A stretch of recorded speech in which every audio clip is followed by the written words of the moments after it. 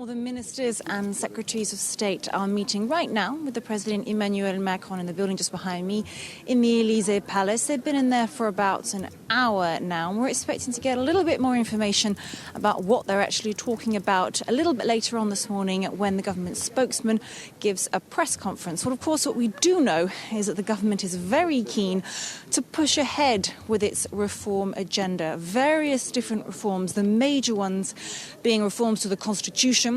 We could see a reduction in the number of MPs, as well as reforms to the pension system and the system in which training and welfare payments are given to the unemployed. Now, these are key reforms that Emmanuel Macron talked about during his campaign to become president.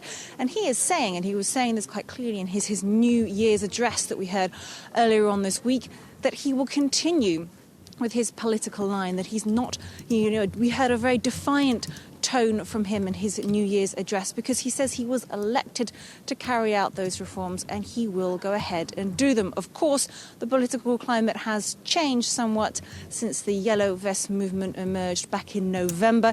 Emmanuel Macron now has to show that he's keen to listen to French people on the ground at the same time as continuing with his reform agenda. OK, of course, those Yellow Vest protesters aren't showing any signs of going away, are they? And the president had to make some concessions to them. Certainly, Emmanuel Macron has made some concessions. He made some concessions just before Christmas.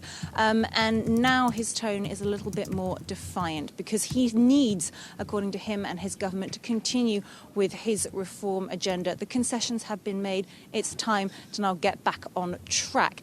Now, the government is going to show that it is keen to engage in dialogue with French people and listen to their views through a national consultation period, which will carry on for another several weeks.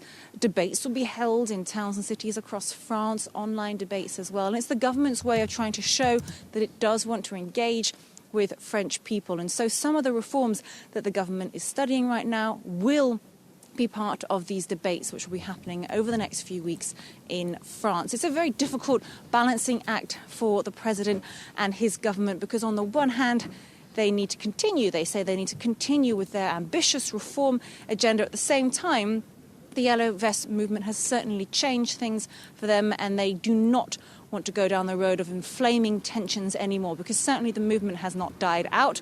We're looking at over 100 roundabouts across the country which are still being occupied by Yellow Vest protesters, and perhaps tomorrow as well, on Saturday, we're looking at more demonstrations for what's being called Act 8 of the Yellow Vest movement. OK, well, thank you very much indeed for bringing us up to